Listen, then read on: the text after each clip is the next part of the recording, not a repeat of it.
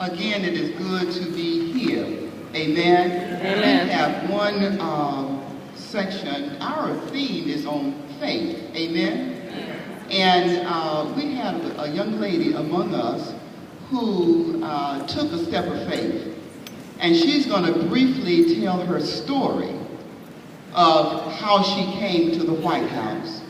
But I want to just say a word because she may not tell you the whole piece.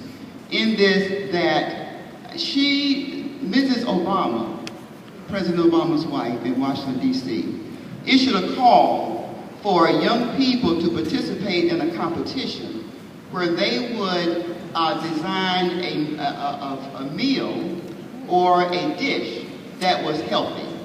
So she's on the healthy kick, amen? And she was going to choose, the committee working with her was going to choose and did choose one person from each state of the 50 states. And the young lady we have with us today is the winner from North Carolina. Would you give her a hand? And her name is Cindy Brown. And Cindy will come now and give you a little piece of her story.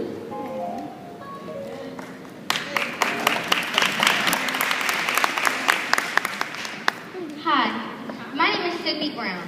I'm 11 years old and I live in Fuquay Varina, North Carolina. I won a cooking contest called the Healthy Lunchtime Challenge, which was created by Epicurious and Michelle Obama's Let's Move program. The contest required for us to enter an original recipe that was healthy, tasty, affordable, and included all the members of the food group. My recipe was a healthy meatloaf burger with baked zucchini fries and strawberry lemonade. Winners of the cooking challenge would attend the first ever Kids' Day dinner at the White House, hosted by Michelle Obama. The White House chefs, along with other judges, actually cooked my recipe and tasted it in order to decide if they liked my recipe or not. The judges chose only one kid from every state and surrounding states like the Virgin Islands and Puerto Rico. On July 26, 2012, it was announced that I had won the contest and I would be the representative for the whole state of North Carolina. Yay! Woo! Also, out of 54 winners, I was one of the 3 to have my picture and recipe printed in People magazine. Woo! Before I tell you about my journey to the White House, let me tell you how God made it all possible. In January, I asked my parents, hey, can you take me to Washington, D.C. to see all the monuments in the White House? Wouldn't it be cool if we went inside the White House and met the President, Mr. Obama, and Mrs. Obama? God heard me loud and clear, and He made a way for my dreams to come true. You see, I attend a wonderful church called Christian Faith Baptist Church with awesome people. One of the deacons at my church knew I loved to cook and sent an email to my mom in May to tell her about the cooking challenge. If Deacon Hicks had not sent the email or even thought about me, then I would not have the opportunity because we did not know about the contest at all. But God knew and He heard me and answered by allowing my church member to think of me for such a wonderful opportunity. In June, I entered the contest and prayed prayed to God that whatever the outcome, good or bad, I was thankful to Him for allowing my talent to be shared with others. I kept faith because I knew God had a plan, and if I just stayed on His path, everything would fall into place. Because when God has a plan in mind, nothing can stand in His way. Amen. God has all power, and I just had to trust Him. On August 19, 2012, my adventures in Washington, D.C. began. I saw the monuments like the Abraham Lincoln Memorial, the Martin Luther King Memorial, and many, many more. That night, it was hard for me to go to sleep because I was so excited and so nervous at the same time. I knew that the next day it was going to be a very big moment for me. I was going to meet the First Lady of the United States, Mrs. Michelle Obama. On Monday, August 20th, 2012, my journey to the White House began. We were picked up early in the morning, 8:30 sharp to be exact. First, we were given a mini tour on the bus for about an hour.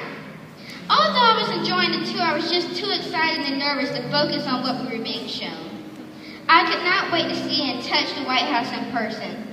It was an honor to have won the contest altogether, and I had so many other opportunities before I arrived at the White House, like meeting and speaking with Governor Beverly Perdue, being interviewed on WRL and the News and Observer, and being featured in People magazine. But nothing prepared me for going to the White House. Me, Sydney Brown. It was just so overwhelming, but in a good way. Once I entered the White House, many more blessings came my way. Not only was I standing in the White House, but I was chosen to be the first kid to meet Miss Obama. When I met her, I felt so amazed and honored to be in her presence, and she was so welcoming and so nice. She even complimented on my outfit and said that her dress looked like something she would wear. That made my mom happy. When we went to our assigned table, another blessing came. I looked down the menu and discovered out of 54 kids, my baked zucchini fries was one of the 6 being served to the First Lady that day. What an awesome surprise and honor. As we were eating and being entertained by bedtime brush, another blessing came. Barack Obama surprised us by crashing the dinner and speaking to us. Not only did he speak, but he took the time to shake every person's hand. I could not believe it. Here I am in the White House, meeting the first ever African-American President and First Lady. Amen.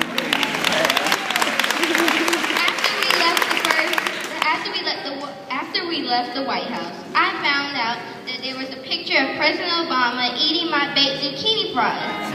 Wow, the president eating my food, amazing. God said that he would pour you out a blessing so great that you would not have room enough for it. Yeah. He was not kidding. So I want to encourage other kids to follow their passions and dreams and to stay true to who you are. But most importantly, always put God first in everything you do. I'm a living testimony that God is able and he answers prayers. Thank you for taking the time to hear my story, and I pray that you will get your happy ending too. Got faith? I sure do. Thank you.